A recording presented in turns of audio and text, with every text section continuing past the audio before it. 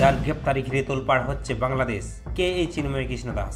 বাংলাদেশের অন্যতম হিন্দু নেতা চিন্ময় কৃষ্ণ দাস ইসকনের সঙ্গে যুক্ত থাকার পাশাপাশি তিনি বাংলাদেশ সনাতন জাগরণ মঞ্চ ও বাংলাদেশ সম্মিলিত সংখ্যালঘু জোটের মুখপাত্র। তিনি বাংলাদেশের হিন্দু ও সংখ্যালঘুদের অধিকার নিয়ে বারবার সরব হয়েছেন তিনি।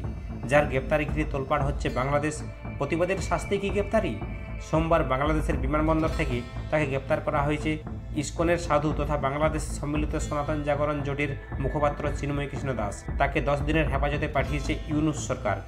কিন্তু কেন হঠাৎ গ্রেপ্তার করা হয় ইসকনের সাধুকে? কী বা তার অপরাধ?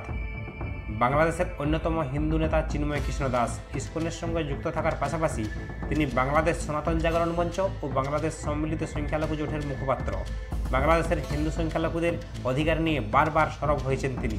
হিন্দুদের কাছে তিনি চিন্ময় প্রভু নামে পরিচিত। চিন্ময় কৃষ্ণ দাসের আসল নাম চন্দন কুমার ধর। চট্টগ্রামের পুণ্ডরিক ধামের প্রধান তিনি। শান্তির বার্তা দেওয়া ইসকনের সাধুই কী করে গ্রেপ্তার হলেন? জানা গিয়েছে রাষ্ট্রদ্রোহের অভিযোগে গ্রেপ্তার করা হয়েছে চিন্ময় কৃষ্ণ দাসকে। তিনি সহ 19 জনের বিরুদ্ধে বাংলাদেশের জাতীয় পতাকা অবমাননার অভিযোগ এনেছে ইউনূস সরকার। গত 30 অক্টোবর কোতআলী পুলিশ স্টেশনে তাদের বিরুদ্ধে মামলা দায়ের করে ফিরোজ খান নামে এক ব্যক্তি।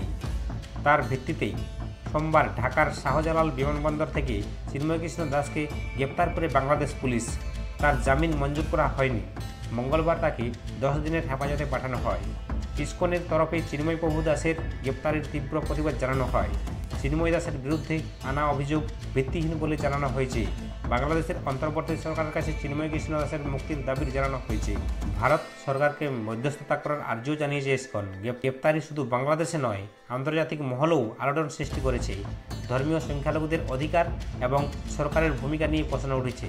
চিন্ময় কৃষ্ণ দাসের সমর্থকদের দাবি তার গ্রেপ্তার রাজনৈতিক উদ্দেশ্য প্রণোদিত।